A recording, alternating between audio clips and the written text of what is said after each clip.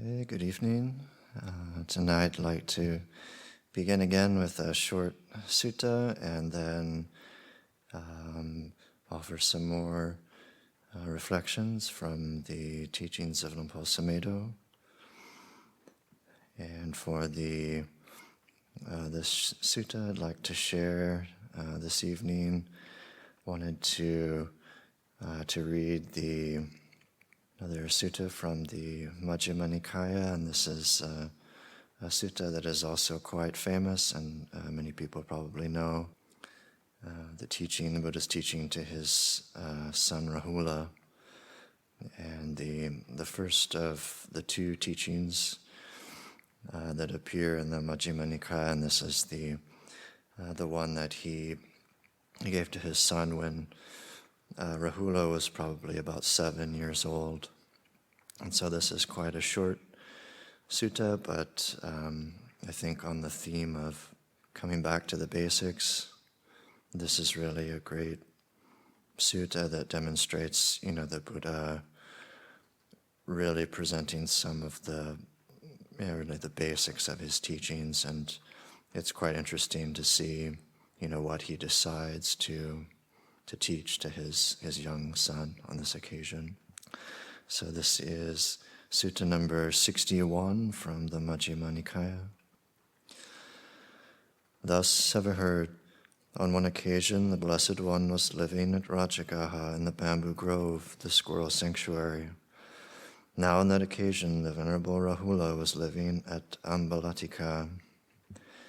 Then when it was evening, the Blessed One rose from meditation and went to the Venerable Rahula at Ambalaṭṭhika. The Venerable Rahula saw the Blessed One coming in the distance and made a seat ready and set out water for washing the feet. The Blessed One sat down on the seat made ready and washed his feet. The Venerable Rahula paid homage to him and sat down at one side. Then the Blessed One left a little water in the water vessel and asked the Venerable Rahula, "Rahula, do you see this little water left in the water vessel?" "Yes, Venerable Sir." "Even so, little Rahula, is the recluseship of those who are not ashamed to tell a deliberate lie." Then the Blessed One threw away the little water that was left and asked the Venerable Rahula, "Rahula, do you see that little water that was thrown away?" "Yes, Venerable Sir." "Even so, Rahula, those who are not ashamed to tell a deliberate lie have thrown away their recluseship."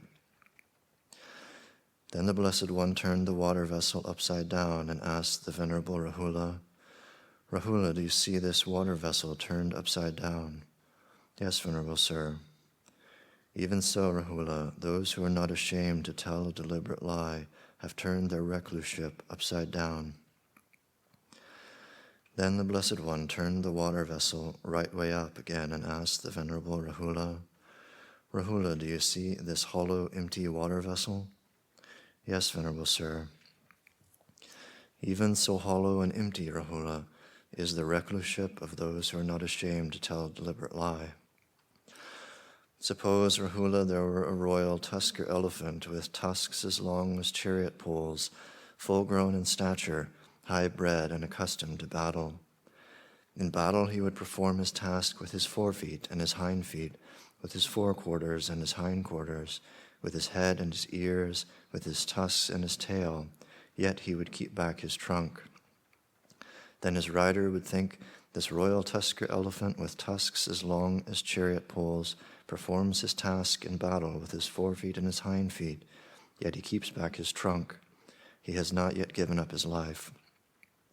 But when the royal tusker elephant performs his task in battle with his forefeet and his hind feet, with his forequarters and his hindquarters, with his head and his ears, with his tusks and his tail, and also with his trunk, then his rider would think, this royal tusker elephant with tusks as long as chariot poles performs his task in battle with his forefeet and his hind feet, and also with his trunk.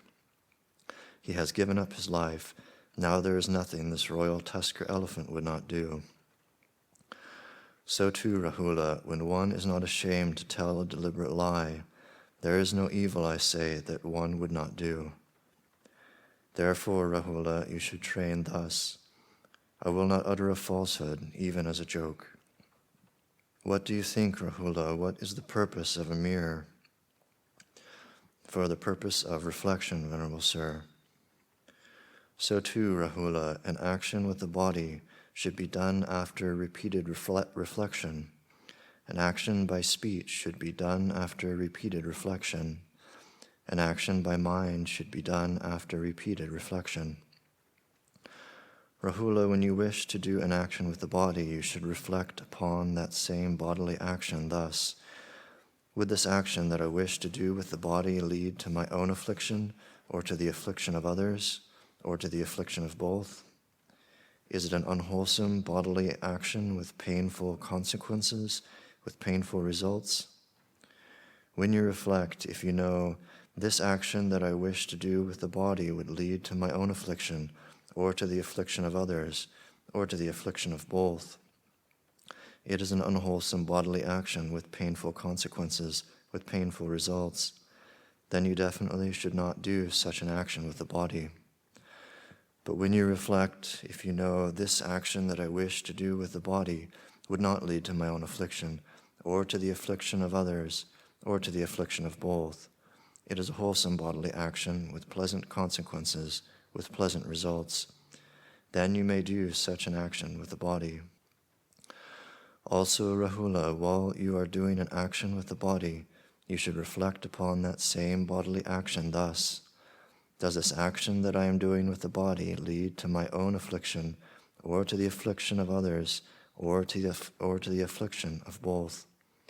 Is it an unwholesome bodily action with painful consequences, with painful results? When you reflect, if you know, this action that I am doing with the body leads to my own affliction, or to the affliction of others, or to the affliction of both, it is an unwholesome bodily action with painful consequences, with painful results. Then you should suspend such a bodily action. But when you reflect, if you know, this action that I am doing with the body does not lead to my own affliction, or to the affliction of others, or to the affliction of both, it is a wholesome bodily action with pleasant consequences, with pleasant results. Then you may continue in such a bodily action. Also, Rahula, after you have done an action with the body, you should reflect upon that same bodily action thus: did this action that I did with the body lead to my own affliction, or to the affliction of others, or to the affliction of both? Was it an unwholesome bodily action with painful consequences, with painful results? When you reflect, if you know, this action that I did with the body led to my own affliction, or to the affliction of others, or to the affliction of both, it was an unwholesome bodily action with painful consequences, with painful results. Then you should confess such a bodily action, reveal it, and lay it open to the teacher or to your wise companions in the holy life. Having confessed it, revealed it, and laid it open, you should undertake restraint for the future. But when you reflect, if you know, this action that I did with the body did not lead to my own affliction, or to the affliction of others, or to the affliction of both, it was a wholesome bodily action with pleasant consequences, pleasant results. You can abide happy and glad, training day and night in wholesome states. Then the Buddha repeats the same teachings for actions of speech and actions of mind. Rahula, whatever recluses and Brahmins in the past purified their bodily action, their verbal action, and their mental action, all did so by repeatedly reflecting thus. Whatever recluses and Brahmins in the future will purify their bodily action, their verbal action, and their mental action, all will do so by repeatedly reflecting thus. Whatever recluses and Brahmins in the present are purifying their bodily action, their verbal action, and their mental action, all are doing so by repeatedly reflecting thus. Therefore, Rahula, you should train thus: we will purify our bodily action, our verbal action, and our mental action by repeatedly reflecting upon them. This is what the Blessed One said. The Venerable Rahula was satisfied and delighted in the Blessed One's words. With many mental action that was unwholesome, does the Buddha say to do something different other than confess it? Let's see. Yeah, so I think for pretty much for all of the actions of speech and mind, I believe it's the same. I think if it's different for mind, it's a different phrasing. Let's see. I think it's an important distinction because in that sutta that Buddha has you confess unwholesome actions that were done in the past by body and speech, but with mind, I think he says something different there, that you should undertake restraint for yourself or something like that. But or else we'd be always telling everybody about our horrible mental states. You're not finding it? Yeah, I'm not almost seeing it right away. Almost sure it's there. Yeah.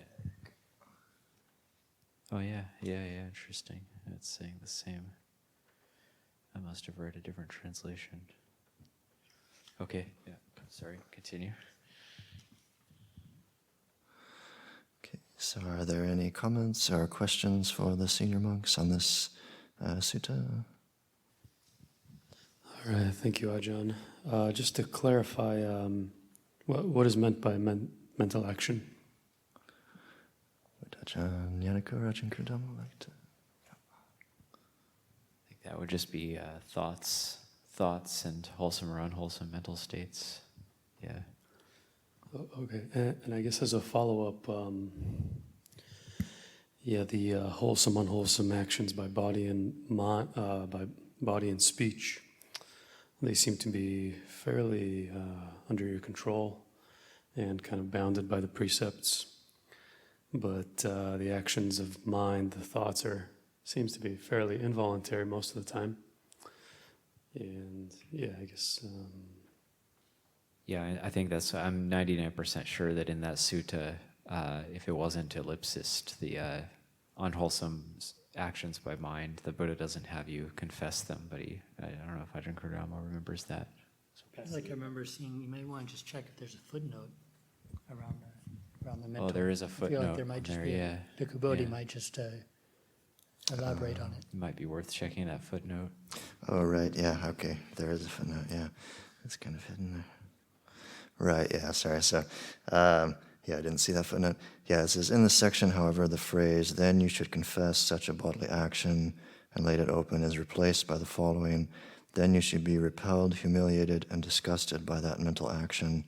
Having become repelled, humiliated, and disgusted by that mental action, the substitution is made because unwholesome thoughts, unlike bodily and verbal transgressions, do not require confession as a means of exoneration. Sorry, And I wanted to bring this back to, I guess, what we heard from Longpo Sumedho yesterday during his experience where, and I've heard him say this in other talks, where he'll kind of watch the unwholesome thoughts and formations without, kind of letting them flow out in a way or flow by. He's kind of almost like purifying his his mind without kind of, he says he's not suppressing and he's not necessarily countering or something, he's just kind of letting it go. I was wondering if you had any thoughts on how that might tie in with this sutta. It doesn't sound like he was, if that makes sense. Yeah, I think sometimes when we hear this phraseology, like one should be humiliated, disgusted, and horrified by one's unwholesome mental states and destroy them and get rid of them as quickly as possible, it can be a bit misleading, because then in the course of practice, that's why it's helpful to have teachers like Longpo Cha and Ajahn Sumedho, because you find that the way to quote unquote get rid of these things is sometimes to watch passively, sometimes to let go. This is the Sabbasava Sutta, Majjhima Nikaya 2, talks a lot, sometimes to abandon by restraining, sometimes to abandon by enduring, and so on. But then we have to be careful that we don't add more defilements on top of the defilements. So if we get angry and then we're humiliated and horrified by that, and then direct it more towards ourselves, and then it can strengthen it. So it's a bit more nuanced, I think, than the Ajahn Sudhiro was reaching for the mic too. Yeah, just to add to that, if you're looking for another sutta, was it like the 5 kinds of thought? What was it?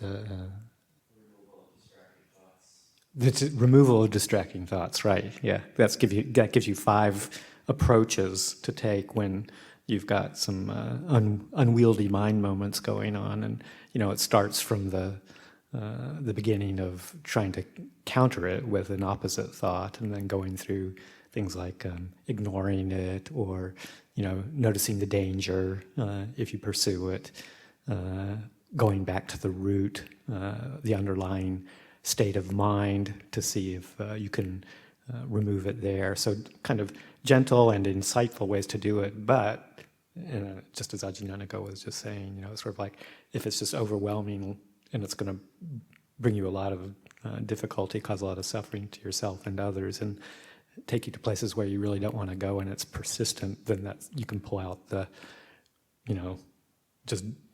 firm, don't go there, stop, put it down, go do something else. That kind of real firm determination to put, to put it down before you do harm, before you act on it.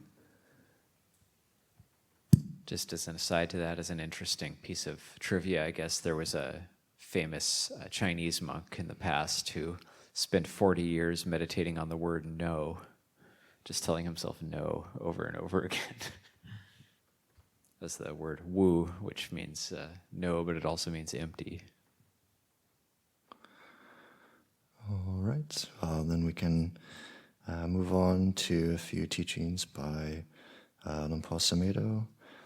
And last evening, we're kind of in the middle of one of the talks, so I'll just finish up that, and then have another talk I'd like to read as well. Okay, so we're reading the talk titled Happiness, Unhappiness, and Nibbana. Birth means old age, sickness, and death, but that's to do with your body. It's not you. Your human body is not really yours. No matter what your particular appearance might be, whether you're healthy or sickly, beautiful or not beautiful, black or white or whatever, it's all not self. This is what we mean by anatta. Human bodies belong to nature and follow the laws of nature. They are born, they grow up, they age, and they die. We may understand that rationally, but emotionally there is a very strong attachment to the body. In meditation, we begin to see this attachment. We don't take the position that we shouldn't be attached, saying, the problem with me is that I'm attached to my body. I shouldn't be. It's bad, isn't it? If I was a wise person, I wouldn't be attached to it. That's starting from an ideal. It's like trying to start climbing a tree from the top, saying, I should be at the top of the tree. I shouldn't be down here. But much as we'd like to think we're at the top, we have to accept humbly that we aren't. To begin with, we have to be at the trunk of the tree where the roots are, looking at the most coarse and ordinary things before we can start identifying with anything at the top of the tree. This is the way of wise reflection. The practice is not one of purifying the mind and then attaching to purity. It's not just trying to refine consciousness so that we can induce high states of concentration whenever we feel like it, because even the most refined states of sensory consciousness are unsatisfactory. They're dependent on so many other things.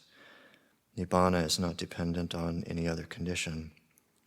Conditions of inequality, be they ugly, nasty, beautiful, refined, or whatever, arise and pass away, but they don't interfere with Nibbana, with the peace of the mind.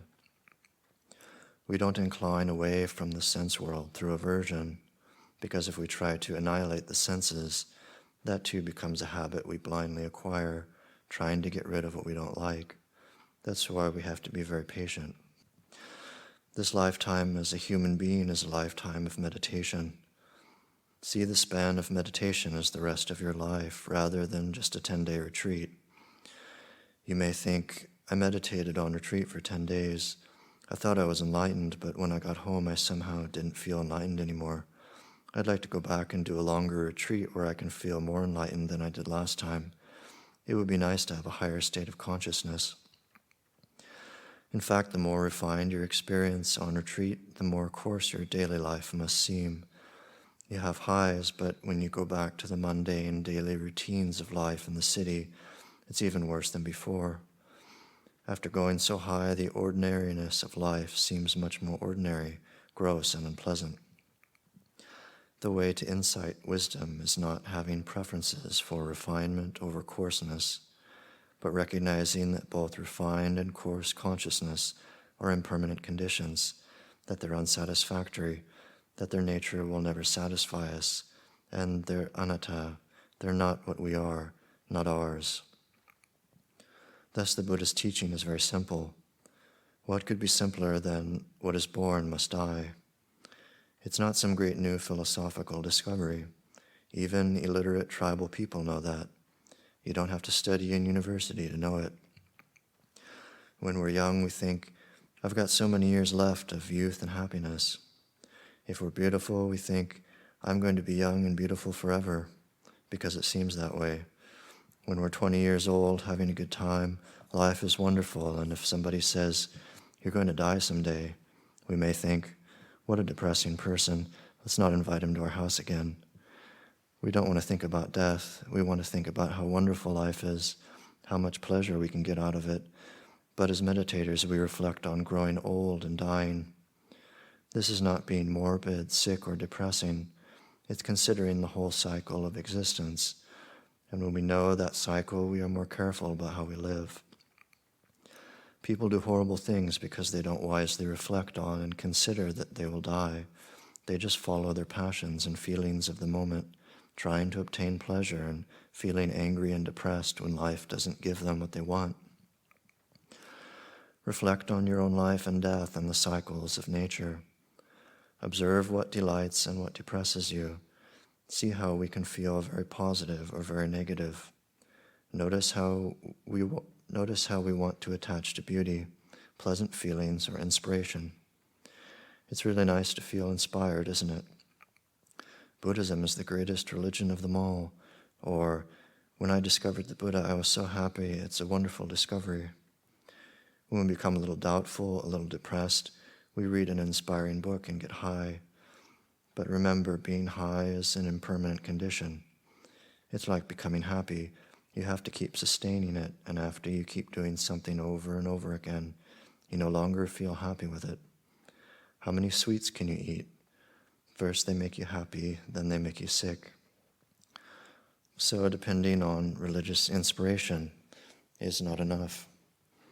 If you attach to inspiration, when you become fed up with Buddhism, you'll go off and find some new thing to inspire you.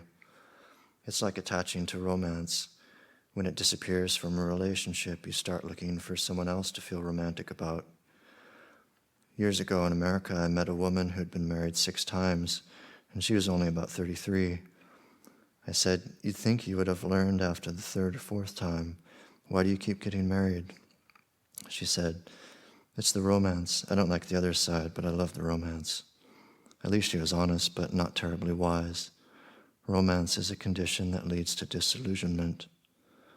Romance, inspiration, excitement, adventure, all these things rise to a peak and then condition their opposites, just as an inhalation conditions an exhalation. Just think of inhaling all the time. It would be like having one romance after another. How long can you inhale? The inhalation conditions the exhalation. Both are necessary. Birth conditions death, hope conditions despair, and inspiration conditions disillusionment. So when we attach to hope, we're going to feel despair. When we attach to excitement, it will take us to boredom. When we attach to romance, it will take us to disillusionment and divorce. When we attach to life, it takes us to death. So recognize that it's the attachment that causes suffering, attaching to conditions and expecting them to be more than what they are. For so many people, so much of life seems to be waiting and hoping for something to happen, expecting and anticipating some success or pleasure, or maybe worrying and fearing that some painful, unpleasant thing is just lying in wait. You may hope you'll meet somebody you really love or have some great experience, but attaching to hope takes you to despair. By wise reflection, we begin to understand the things that create misery in our lives. We see that we are actually the creators of that misery. Through our ignorance, through not having wisely understood the sensory world and its limitations, we have identified with all that is unsatisfactory and impermanent, the things that can only take us to despair and death. No wonder life is so depressing. It's dreary because of the attachment, because we identify and seek ourselves in all that is, by nature, dukkha, unsatisfactory and imperfect. When we stop doing that, when we let go, that is enlightenment. We are enlightened beings, no longer attached, no longer identified with anything, no longer deluded by the sense world. We understand the sense world. We know how to coexist with it. We know how to use the sensory world for compassionate action, for joyous giving. We no longer demand that it be here to satisfy us, to make us feel secure and safe, or to give us anything, because as soon as we demand that it should satisfy us, it takes us to despair. When we no longer identify with the sense world as me or mine and see it as anatta, we can enjoy the senses without seeking sense contact or depending on it. We no longer expect conditions to be anything other than what they are, so that when they change, we can patiently and peacefully bear the unpleasant side of existence. We can humbly endure sickness, pain, cold, hunger, failures, and criticisms. If we're not attached to the world, we can adapt to change, whatever that change may be, whether it's for the better or the worse. If we're still attached, we can't adapt very well. We're always struggling, resisting, trying to control and manipulate everything, and then feeling frustrated, frightened, or depressed at what a delusive, frightening place the world is. If you've never really contemplated the world, never taken the time to understand and know it, it becomes a frightening place for you. It becomes like a jungle. You don't know what's behind the next tree or bush or cliff, a wild animal, a ferocious man-eating tiger, a terrible dragon, or a poisonous snake. Nibbana means getting away from the jungle. When we incline towards Nibbana, we move towards peace of mind. Although the conditions of the mind may not be peaceful at all, the mind itself is a peaceful place. Here we make a distinction between the mind and the conditions of mind. The conditions of mind can be happy, miserable, elated, depressed, loving or hating, worrying or fear-ridden, doubting or bored. They come and go in the mind, but the mind itself, like the space in this room, stays just as it is. The space in this room has no quality to elate or depress. It is just as it is. To concentrate on the space in the room, we have to withdraw our attention from the things in it. If we concentrate on the things in it, we become happy or unhappy. We say, "Look at that beautiful Buddha image." Or if we see something we find ugly, we say, "Oh, what a terrible, disgusting thing." We can spend our time looking at the people in the room, thinking whether we like this person or dislike that person. We can form opinions about people being this way or that way, remember what they did in the past, speculate about what they will do in the future, seeing others as possible sources of pain or gratification to ourselves. However, if we withdraw our attention, that doesn't mean we have to push everyone else out of the room. If we don't concentrate on or absorb into any of the conditions, we have a perspective, because the space in the room has no quality to depress or elate. It can contain us all. All conditions can come and go within it. Moving inwards, we can apply this to the mind. The mind is like space. There's room in it for everything or nothing. It doesn't really matter whether it is filled or has nothing in it, because we always have a perspective once we know the space of the mind, its emptiness. Armies can come into the mind and leave, butterflies, rain clouds, or nothing. All things can come and go through it without our being caught in blind reaction, struggling resistance, control, or manipulation. So when we abide in the emptiness of our minds, we move away, not getting rid of things, but no longer absorbing into conditions that exist in the present or creating any new ones. This is our practice of letting go.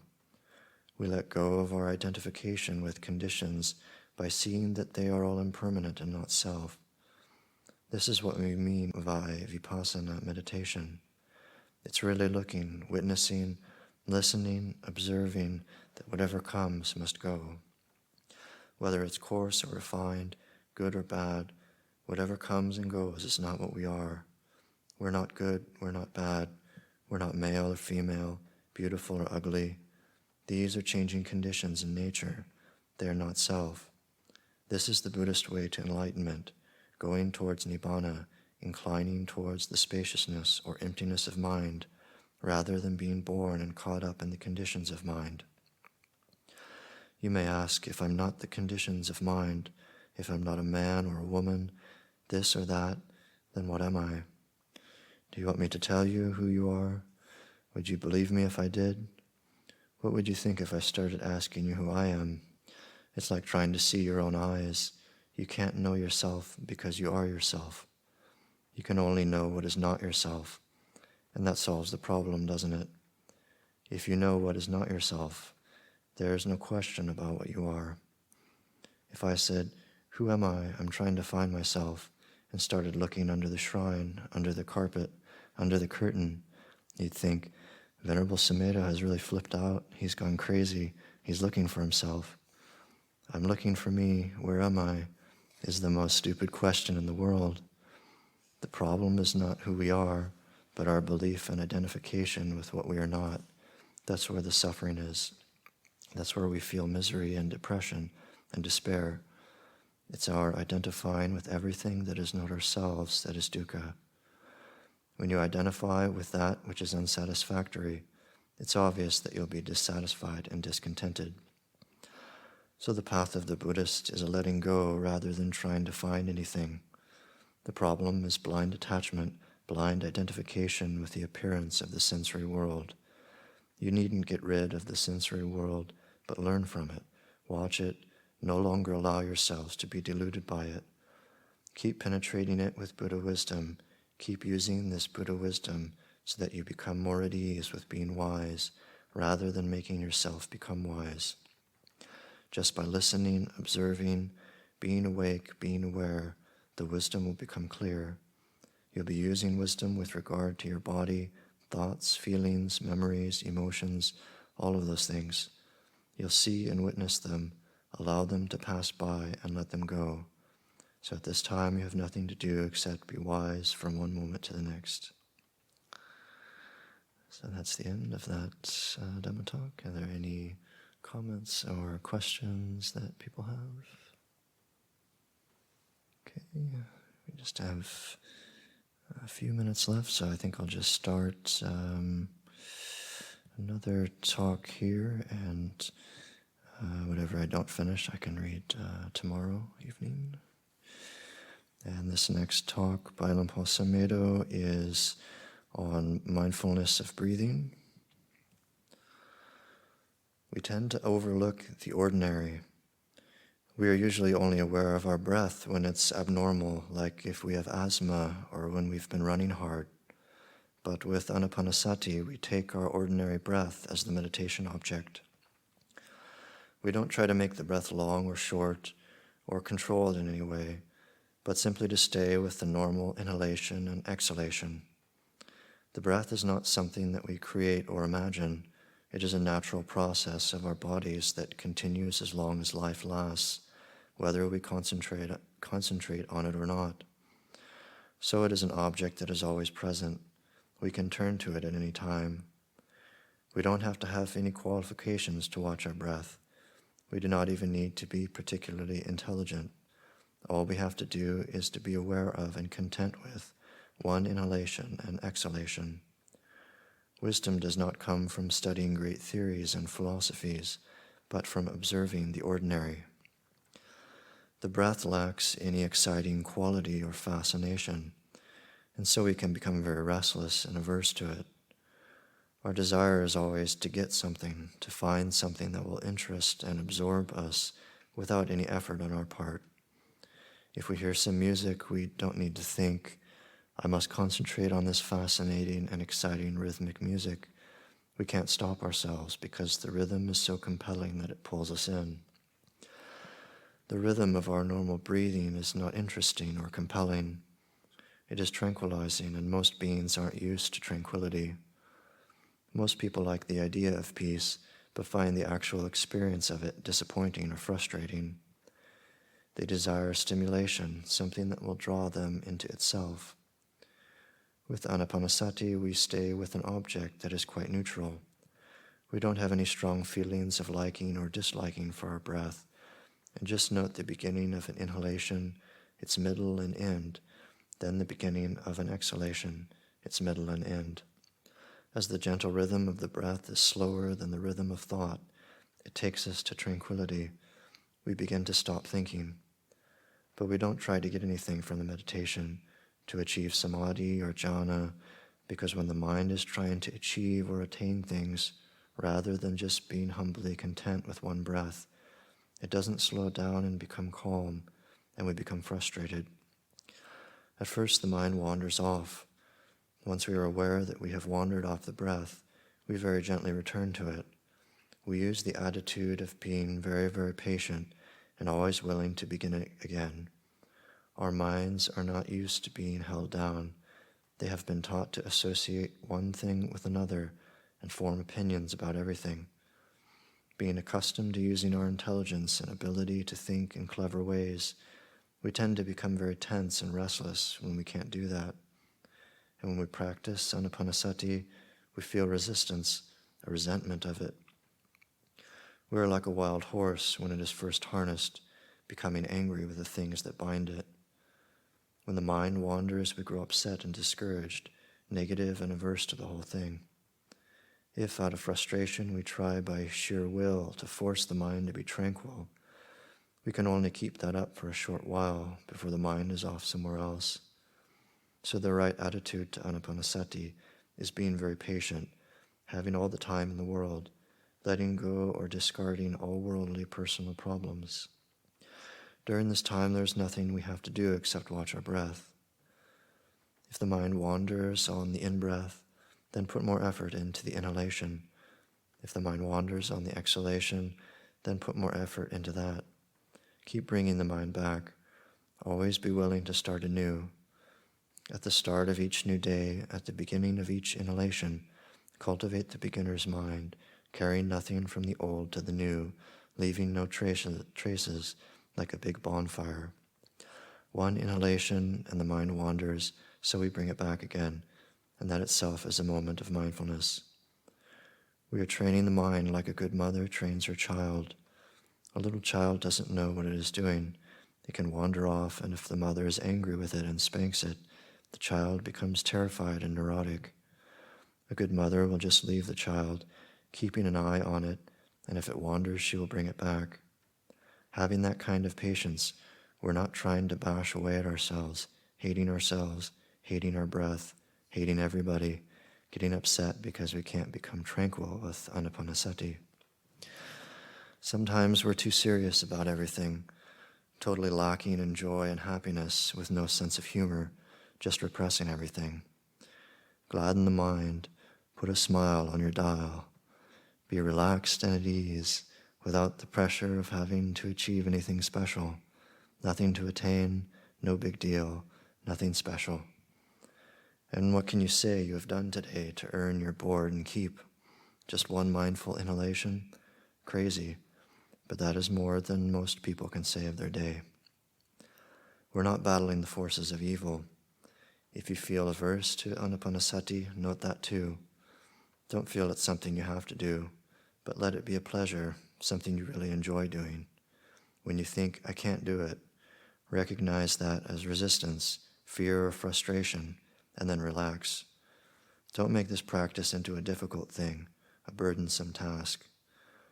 When I was first ordained, I was dead serious, very grim and solemn about myself, like a dried up old stick, and I used to get in terrible states thinking, I've got to. At those times I learned to contemplate peace. Doubts and restlessness, discontent and aversion, Soon I was able to reflect on peace, saying the word over and over, hypnotizing myself to relax. The self-doubt would start coming. I'm getting nowhere with this. It's useless. I want to get something. But as I was able to be peaceful with that. This is one method you can use. So when we're tense, we relax and then resume anapanasati. At first, we feel hopelessly clumsy, like when we're learning to play the guitar. When we first start playing, our fingers are so clumsy it seems hopeless. But when we've done it for some time, we gain skill and it is quite easy. We learn to witness what's going on in our mind so we can know when we're becoming restless and tense or when we're becoming dull. We recognize that we're not trying to convince ourselves it's otherwise. We're fully aware of the way things are. We sustain effort for one inhalation. If we can't do that, then we sustain it for half an inhalation at least. In this way, we don't try to become perfect all at once. We don't have to do everything just right according to some idea of how it should be, but we work with the problems that are there. If we have a scattered mind, it's wisdom to recognize the mind that goes all over the place. That is insight. To think that we shouldn't be that way, to hate ourselves or feel discouraged because that is the way we happen to be, that is ignorance. We don't start from where a perfect yogi is. We're not doing complicated postures before we can bend over and touch our toes. That is the way to harm ourselves. We may look at all the postures in yoga books and see people wrapping their legs around their necks and all kinds of amazing postures. But if we try to do them ourselves, they'll cart us off to the hospital.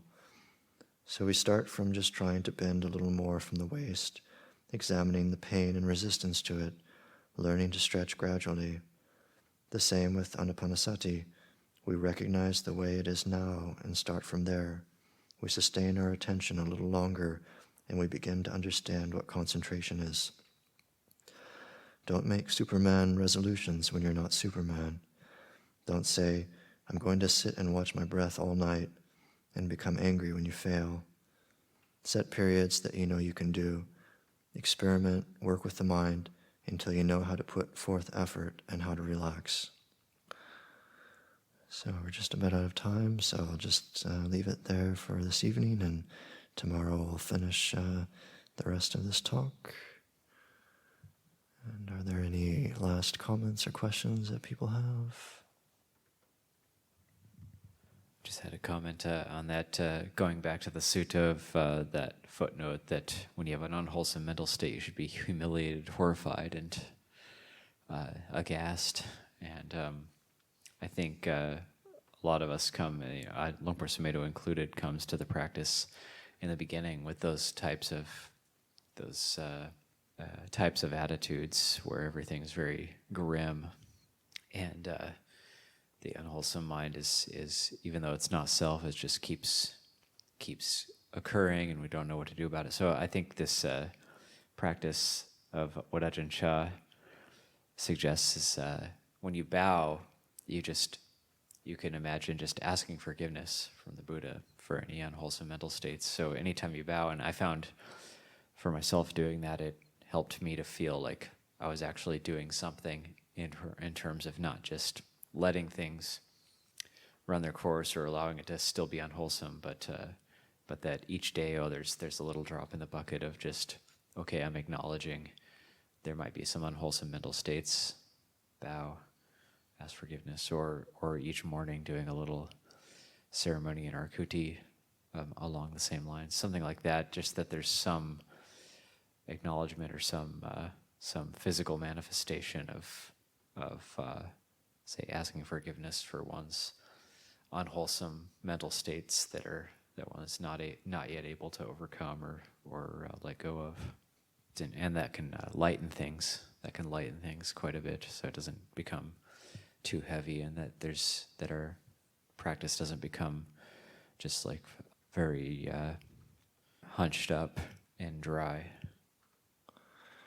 Okay, thank you.